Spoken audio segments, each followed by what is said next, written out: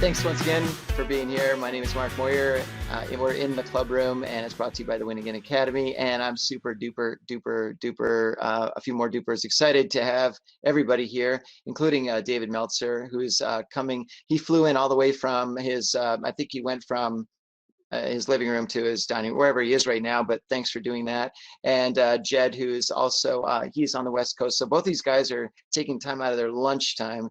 We're digging into happy hours soon, but thanks for being here. What we really want to talk about today is really how to sort of leverage the madness that's happened this year and really take advantage of that as we head into 2021. So before I bring each of them in, I want to give them a fantastic, we'll say, introduction.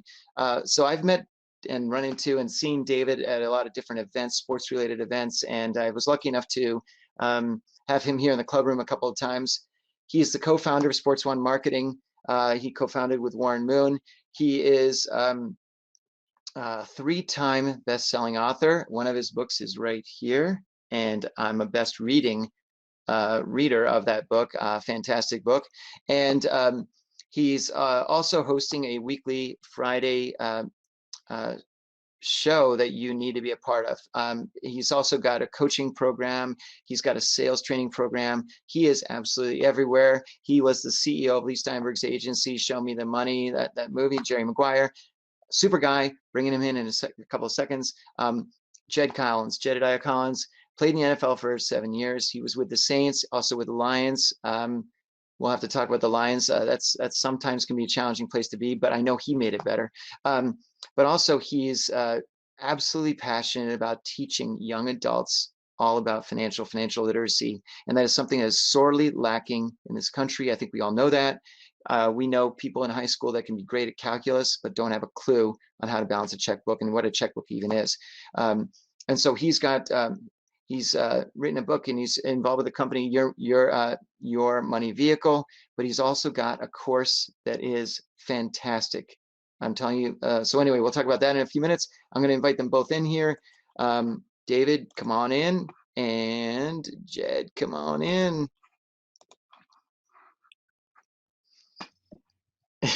David, how are you? Oh my God. I didn't even have a chance to come under the table to say hi. And then when I looked over there's too many people at it, and I didn't want to butt in, so I didn't. We kicked Jed out, thought we might get I know everybody wants to talk to David, so I was like, let's give them. I will make one correction, Mark. In this new age of teaching young people about money, the checkbook is gone. So yeah, I know. The second I said it, the example. The second I said it, I knew. I was like, oh, damn it. I pulled one out, and one of my employees said, "What is that?" I'm serious. Well, they won't even use cash, let alone checks. Oh, that's true, actually. And you know, it's funny. I was quoting Seinfeld the other day, and people are like, "What's Seinfeld?" I'm like, "Oh no, don't say that." Oh, yeah. I think my entire life is an episode of that show. So it's but anyway. Well, thanks to both of you for being here. You know, the reason I wanted you both here is that you both have big followings and distinct followings. But I think that the most important thing is each of you gives such absolutely amazing guidance to people about. Well, a lot of things, but you know, one thing I want to focus on is that a lot of people have gone through some challenging times over the past several months, especially tying in with their finances and their emotions and a lot of other things, right? They're all mixed in together. But I'm going to start first with you, David, you know, because we have talked about this a little bit before, but you know, what is some of the guidance you like to give people right now on, you know, maybe a couple bits of advice on how to cope with or to continue coping with what's going on out there? I mean, right now we're going through one of these cycles again, and lots of people getting sick again and that sort of thing. You know, how do we get out of this? What do you think? Well, you have to look within. And so you're not going to find outside of you what you can find inside of you. So what we want to do is create control in our lives. And we have control of three things. And our mindset gives us our perspective. And I see myself as a projector. So my mind is affecting everything I see. Another way to say that is I give meaning to everything I see. So why not give it the right meaning by taking control of my perception, my mindset, which is based off of, for me, gratitude, which allows me to see an overflowing in everything. It allows me to have the power to find the light, the love, and the lessons and everything. And then forgiveness, I've come to and studied forgiveness a lot with the Course in Miracles. And if anyone's ever read that text or hasn't, it's something that I read every day. But forgiveness always was peace to me. But one of the things that's evolved over the last 5 years of studying forgiveness is certainty. Right. I joke around, especially in the financial world, that if anybody, people talk about, oh, great uncertain times. If you literally can tell me certainly what's going to happen tomorrow financially, you all know that we can make billions of dollars, no problem. So if anyone's out there and is certain something's going to happen tomorrow, I know how to make billions of dollars. I'll give it all to charity. So give me the info first.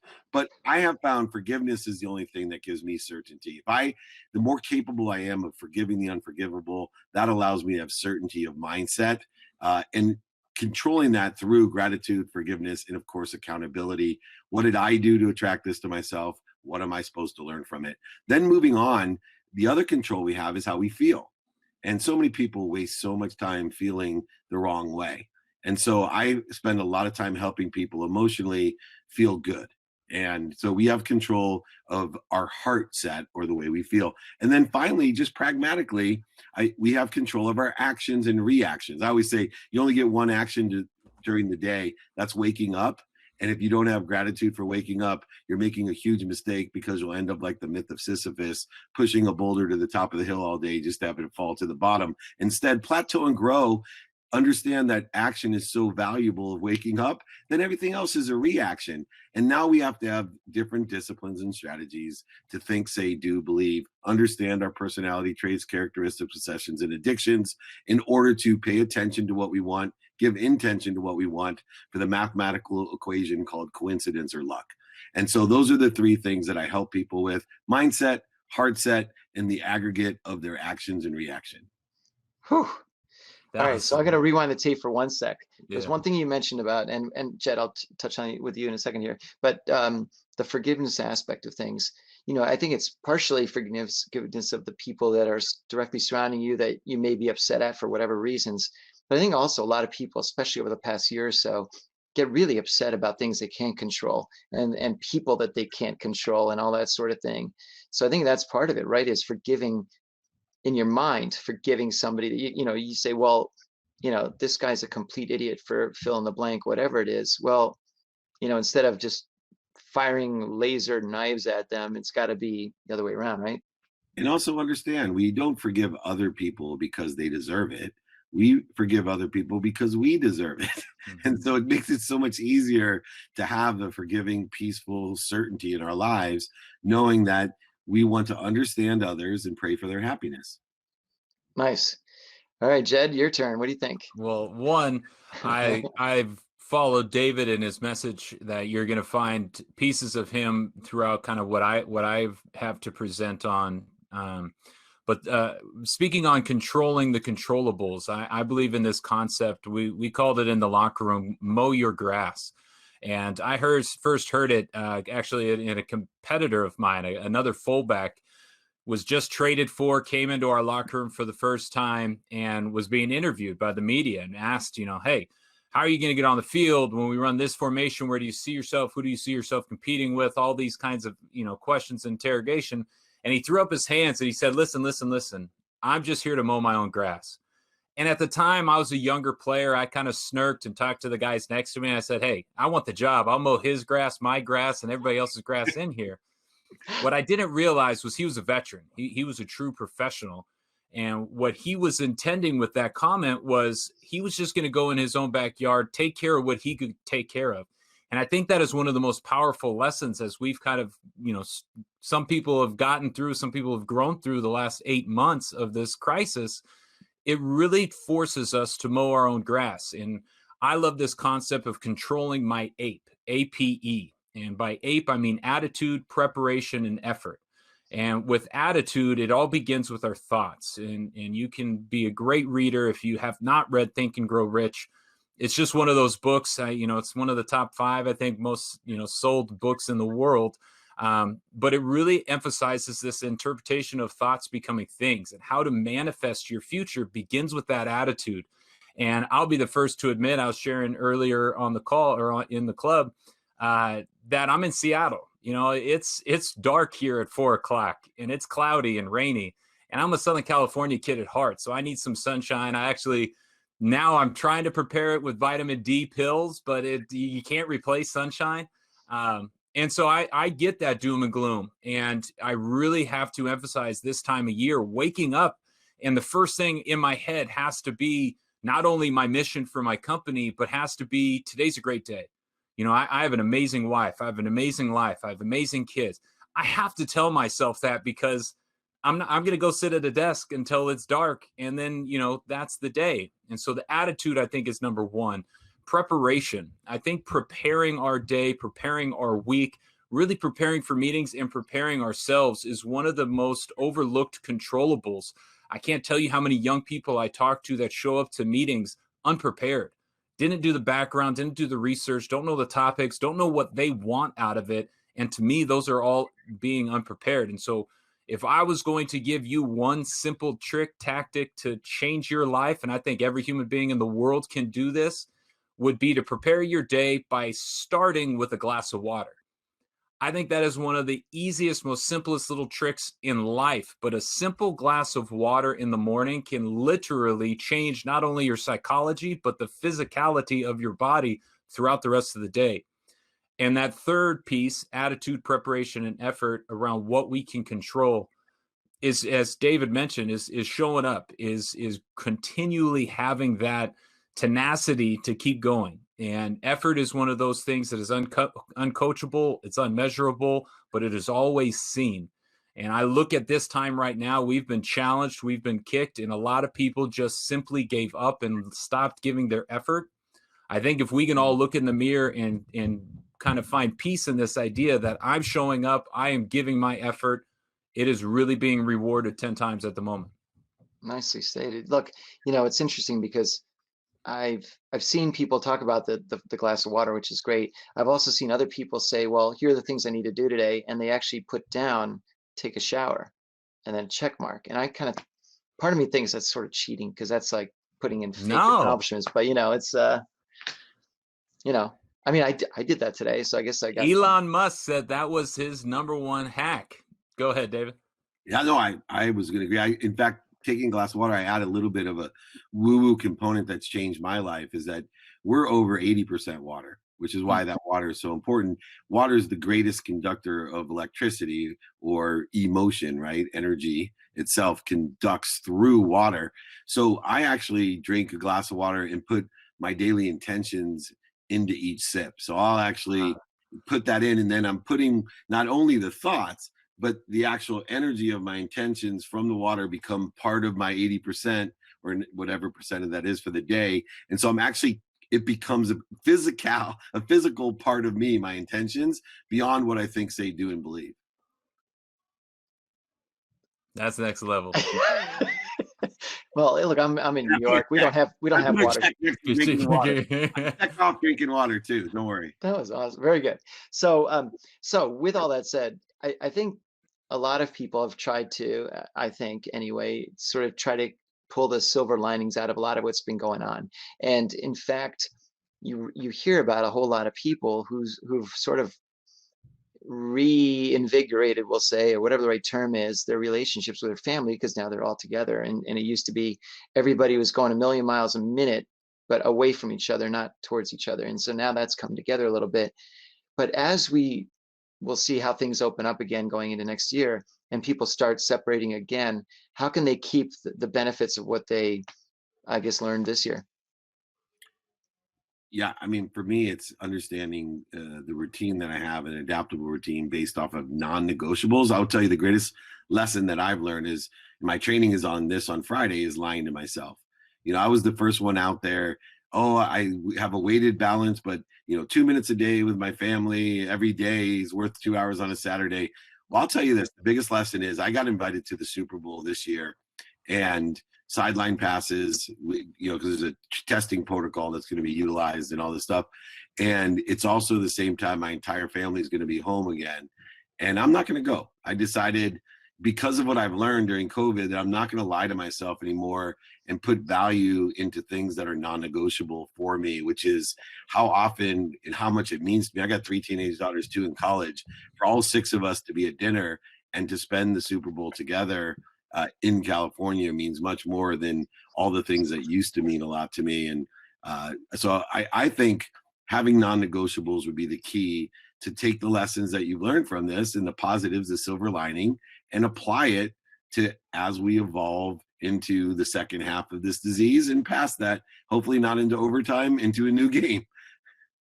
That's great. How about you, Jed? And first off, I'd be remiss, David. I have a great course for your 2 daughters in college, but I look at this year and it is extremely humbling because as somebody who is an advocate for financial empowerment, it has really shown us the lack of power money really has on our lives. And there's a pandemic going around, and there's a financial crisis. And to those people, I empathize and I send my thoughts out to. But for the vast majority of people, whether you're a mega millionaire or minimum wage earner, we have all been forced into this same situation and really forced to realize, as David mentioned, non-negotiables, but really just, our priorities, and really seeing not what money can give us, but what our life is meant to be about and what is meant to be our focal points. And so I look at this year as that kind of refresh button, and looking at, why, I'm all for hard work. I'm a Breakfast Club kind of person, but I look at the idea and the concept of money, and one of my promotions of what we're trying to do is see money differently as this vehicle. But it's really shown us this year that money can only take you so far. It can only get you so much. If you're in a $5 million house and it's empty, it's been a really lonely last 6 months. And so I really cherish this idea of all of us coming out of this, not only with a better appreciation for kind of, what our families are and are about, but really just a reprioritization of why we're doing and working and being all the things that we are. And I think that's going to be a lesson that, especially for this younger audience, the people who are being forced to eat every meal with their parents and eat every meal at home, they're going to have an entirely new perspective of what those things mean to them. Well stated. I mean, look, I think that the fact that we can pull together the sort of almost like the greatest hits from this year and pull them into how we can move forward with 2021 and beyond is the important thing. And I can safely tell you that I've certainly experienced new things these past several months that and you're right, just the concept of having dinner at home with the family, everybody together, is incredible. And that happened 5% of the time before, and now it's 105% of the time, right? But it's fantastic, and it's something that hopefully can continue going forward. So actually I'm going to bounce back to Jed for 1 sec.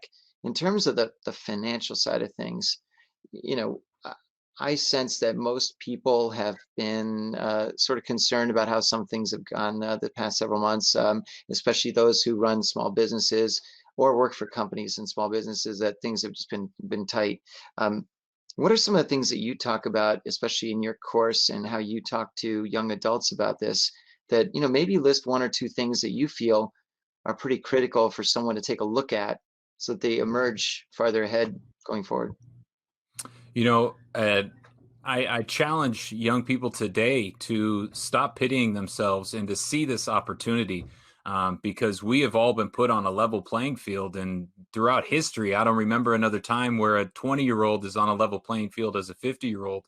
And as a small business owner, you have to be able to look at it and say, we all just got kicked in the stomach, but we have the ability to adapt, pivot, and adjust and really create what is about to come. So when I talk to people, I usually mention a few kind of numbers that I think we can end the year. And as 2020 comes to a close, and I think we will all set sail and wave it goodbye, I look at these numbers that every one of us should be able to tally up at the year's end.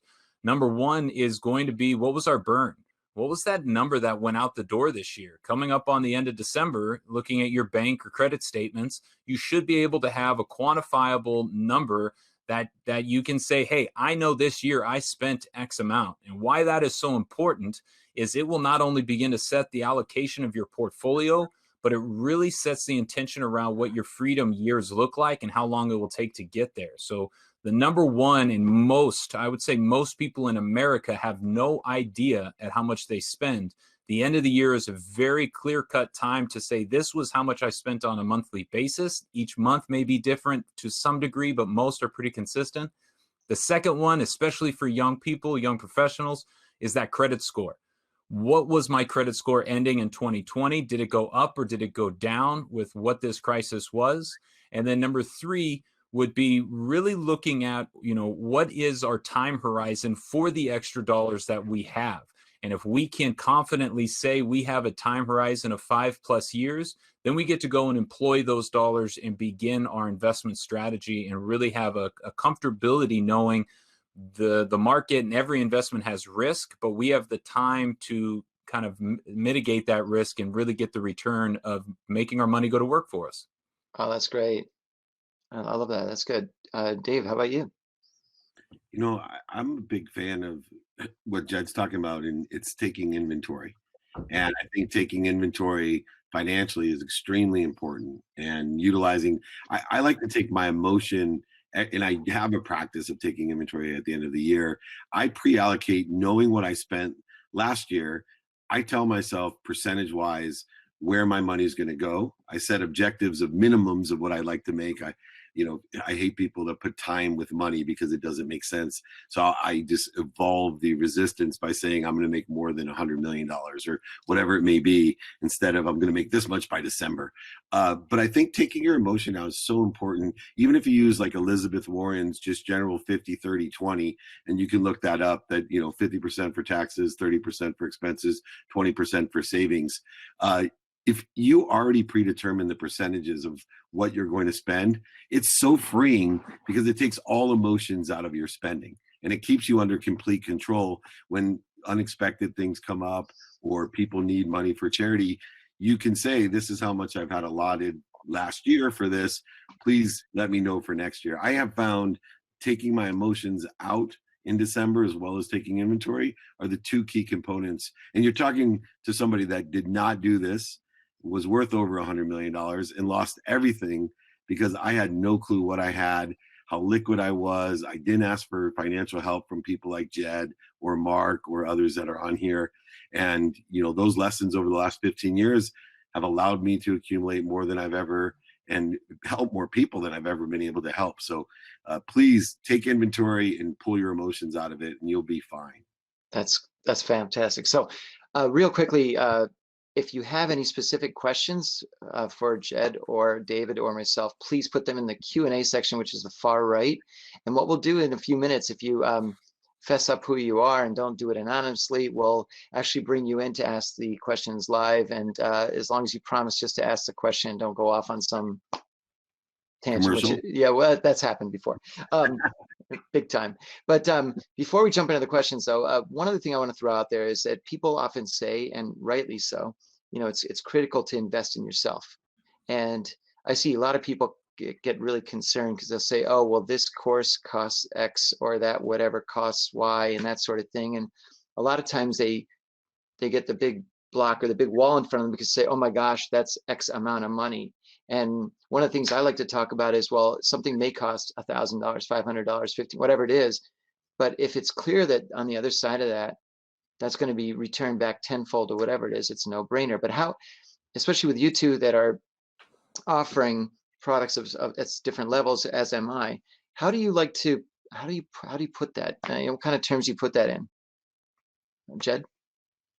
So one of the biggest concepts I love to address, especially to kind of my target audience, is the idea of opportunity cost. And you kind of mentioned it, is like, hey, after the fact, is it going to return you 10x? That is a great measurable. But the better consideration is, if you don't take this course, if you don't develop this new skill, what are you giving up? And that intention around really designating the opportunity cost of your decisions really allows people to put different measurement on their decisions and their choices. And that's something that I really emphasize as I talk to people around their mindset or their money. Is I'm not telling you what is right, wrong, or indifferent. It's inventory. I love the idea of a cash management system. In our money bucket system, we have these 5 choices. And all I say is, I'm not telling you to increase or decrease any of them, but it's no different than going and asking somebody, playing in the NFL, the salary cap. There's a set and a finite amount. It is your choice who gets what, but you have to understand, if you take away from one to give to the other, you're taking away. And so whether it's your 5 choices with your money, opportunity to go to develop a skill, or really which career or job or company you're going to go to, I love playing through this idea of what was the advantages of what I gave up, and really having a clear-cut, understandable measurement of what that opportunity cost was, because I think that is an often overlooked and misunderstood concept. Opportunity cost, absolutely. That's the biggest thing. I mean, one of the things real quick, and Dave, I'll jump in with you in a second, but one of the things I like to talk about is that, I do a lot of career coaching, and sometimes people will say, well, Mark, $5,000 or whatever the amount is, that's a fortune. And I say, well, look, if you're used to making $100,000 and right now you're making $0, every week you're not making $100,000 is $2,000 that's down the toilet. So if I can figure out a way to get you employed, not just employed, but in a job you absolutely love doing, more than a day past 2.5 weeks, you're ahead. Plus the advice you're going to get is going to last you the rest of your life in your career. And I think that's how people need to look at it. It's just what you said, Jed, is the opportunity cost. Absolutely. Go ahead, Dave. Yeah, no, you nailed it, Mark, because we have a purple dinosaur problem when it comes to this. And when I say that, everybody knows Barney, the big because everyone gets into these personal development programs and they feel good, right? I love you, you love me, nobody makes any money. And then they wonder why, they feel ripped off after the Tony Robbins buzz leaves you. I'll tell you why, because you're not doing what Mark's doing. So if I cannot guarantee quantitative value, like your 2,000 a week example, if I cannot guarantee that profitability or quantitative value, then it's free. Meaning I'll give you everything that I know I can't guarantee quantitative value, that I know makes you feel good. And yes, people will say, why don't you charge for this? I made $100,000 off of this video, because I can't guarantee it. And I only work month to month. I only will work month to month for 2 reasons, because no matter how genius anything I ever create to help someone, if they don't do it, it sucks. And so I'm going to fire you after a month if you're not getting the quantitative value. And, I give homework to my one-on-one coaching clients, and they're really surprised in the first month when I'm like, okay, did you do your homework? And I can tell they'll say something like, well, what was my homework again? I'm like, you know what? This isn't working out. I got a wait list. Yeah. And I tell them it's not working out, because it's not going to work unless you do the work. So quantify and guarantee that value, and you're golden. Just Mark example, and we're going to go back and take that recording, because that's exactly how you should seek investment in yourself as well as give investment in others. Well stated, as always. All right, so I'm going to jump real quick. Nick has a question, and he wants to know, and I think he's tying this towards Jed a little bit more, but his question is, with the trillions of dollars printed this year and investment banks getting into the crypto space, is Bitcoin's a hedge that your firm or clients are exploring at all? So Bitcoin specifically, no, and I am no longer an advisor. So this is why I get to talk freely, as I'm an educator. So I got out of the wealth management space. Cryptocurrency is something I would bet on long-term. I think we are entering into a day and age where, we jokingly talked about checkbooks coming on here, but I really don't believe a 13-year-old or younger is going to even have cash. We already look at change and coins as a foreign currency. There is going to be a day very soon where dollar bills are that same atmosphere and that same feeling, which is why, over the last 8 months, people who continue to refuse to have bank accounts in this cashless society have been so hindered. So I see Bitcoin as kind of that name brand that went through. It has gotten the most mud slung at it, and it is the most volatile. But is it going to be a considerable form of currency that we can establish as a commonality? I don't believe so.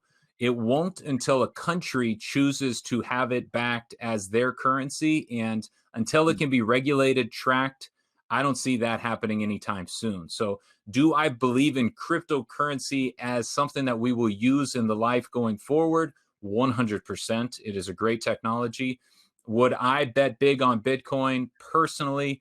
No, because the fundamentals of me, I am a Warren Buffett fan who says, invest in what you understand and what you know. And I know more about cherry Coke and Coca-Cola than I do about Bitcoin. Even though I understand what it is, the details are still lost on me. So I love the question. It is such a topical, interesting piece, but no, I am not advising any of my direction or personals, though I do tell students, hey, if you find something that you want to put 10% of your portfolio in and you are gambling, not investing with, go for it. Nice. David? Briefly, I agree with Jed. The only thing I would add is, common sense. I love to apply to these situations, meaning if you are the US government and Bitcoin or any cryptocurrency is successful, then all you would do is convert, right? So we would have US crypto and it would be the medium, just like credit cards became popular, et cetera. I haven't found anyone that can explain to me why the USA would adopt Bitcoin as their currency in this format when they would just convert and create their own, which means Bitcoin will be worth nothing, because once the United States or another superpower, even if Brazil would do it, it wouldn't have any effect. It might raise the price for a short term. But I also want to reiterate what Jed said. Hey, the fun part about making money is take 10% of it and throw it at the wall, man, because there's nothing more fun than winning at a craps table or, putting $10,000 into crypto in 1995, like all these things. I do it all the time. That's how, my lottery ticket, the biggest one is esports. I put my founding investment into Overactive Media, and I said to my wife, I just made the dumbest investment, $16 million valuation for this company, and now it's $250 million. And, I thought I was going to lose every penny, but it was like Jed said, it was just, you know what? I got 10%. I'm going to have fun. I've worked really hard to do it, and maybe I'll win a lottery someday. And I do love what Ira and they're talking about in the comments about being on the other side of this. One industry I would bet heavily on is cybersecurity. And you talk about trillions of dollars on Bitcoin. There are trillions of dollars going into cybersecurity and defense. That is something that, phishing is an everyday part of our lives. So I think that would be an interesting, hedge if you want to bet into that, not directly. I would also invest in car warranties. Do you have I'm joking, by the way. Have you? I was waiting for you to read. If you saw both of our faces, I'm interested. What's going on with the car industry? It's like, the last mile is so important. What's funny? What's funny is that we all get these calls. I got them again today. We're calling about your extending your car warranty on your fill in the blank car, and I'm like, oh my god, this happens to us. But my wife just showed me a picture of these monoliths they've been finding in different right, she had an image of one that the monolith said something like, that was written on it, and it said, we're happy to be on your planet. We just wanted to ask you if you've considered updating your car warranty or something like that.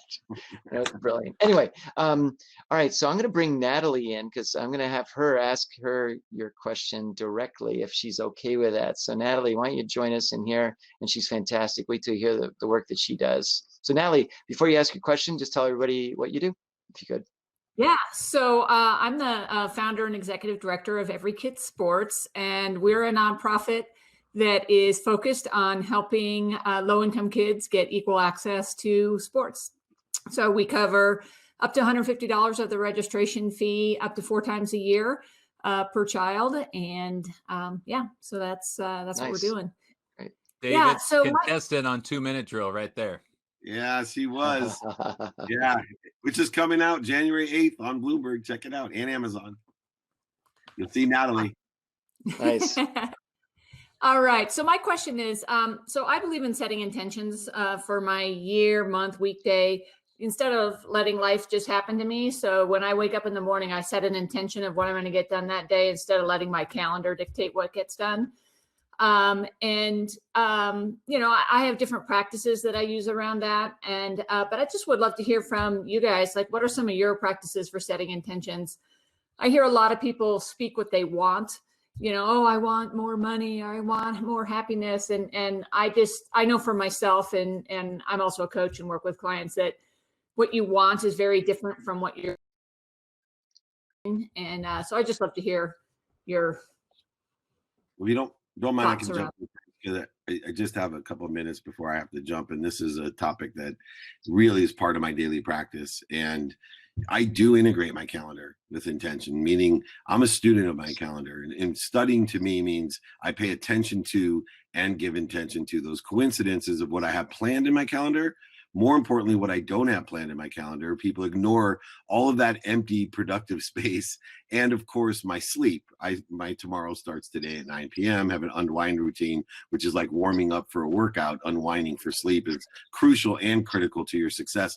But if you study your calendar with a lens of productivity, of how much value you're going to provide, accessibility, how accessible you are to others to provide that value, and more importantly, like you said, the accessibility of what am I going to access, knowing your what, taking inventory of your values, personal, experiential giving, and receiving values, not being afraid of being a hypocrite, and growing and learning and admitting you didn't know what you didn't know. And then more importantly, a lens of gratitude, what we started with, finding pain and suffering as a turn signal, as an indicator that you have a lesson to learn, to grow, to accelerate, to get better, to a better situation. Key to my life is that intention practice of studying my calendar, what I have planned, what I don't have planned, and my sleep through those lenses of productivity, accessibility, and gratitude provides exponential acceleration of what I want. Nice. Very well said. First time. I would just, I would just add in, you know, one, yes, I love my little Post-it notes, but the intention, as David mentioned, in football, we always had a job number one. You know, why you stepped on the field was because you were the best at something. So as a young entrepreneur, I've really been challenged to focus on what is that job number one for me as a company, and then using the Eisenhower box of what is important, what is urgent, to really filter through that. And the tough part is I have had to say no to some things that I like or enjoy, but it is because I now have that North Star measurement of what is my job number one, and it doesn't fit into that first box. And you then have that, at least the conviction to be able to remove it from your calendar. And so that would be one of my measurements for you and for all entrepreneurs is what is important and what is urgent. And that is the criteria that gets done today.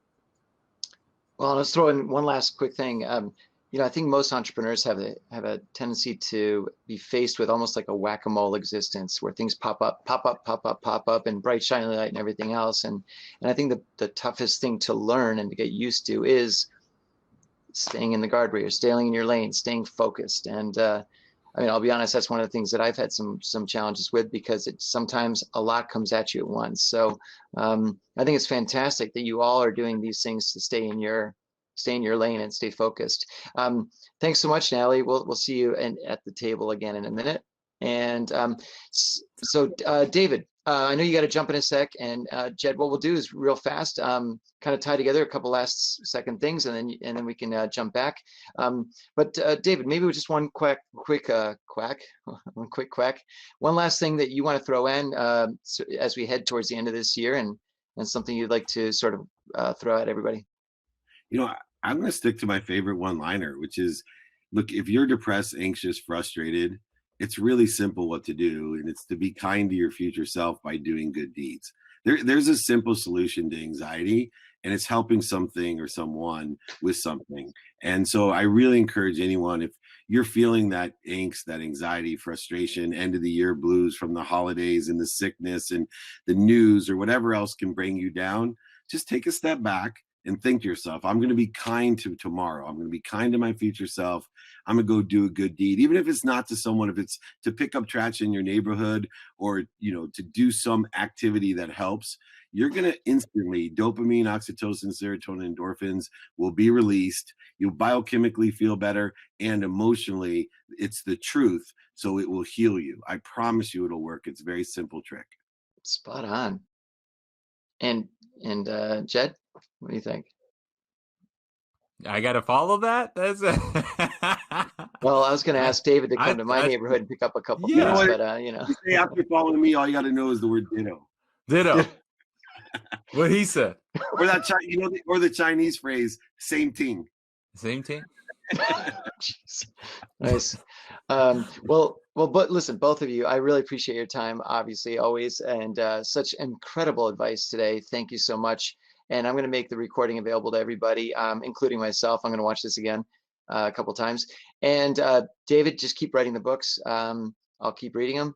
Jed, keep doing. I mean, look, the whole notion of the segment of the population that you're targeting is just so it's so well needed. So I'm excited to say this morning I talked to Baltimore and Austin, Texas, to get it into community colleges and high schools across the country. So the movement is growing around financial empowerment. It's not only going to be me, but there's a movement happening. Nice. Well done. So thanks so much, gentlemen. I really appreciate your time. Happy holidays, happy everything. And as you said, David, keep doing the good stuff, the good deeds, and you will absolutely have a nice 2021 and going forward, and just stay healthy and smart, which means don't be stupid. Thanks, guys. Thank you. All right. Thanks, Mark. Yep. Thanks, Jen. My pleasure. Enjoy, Dave.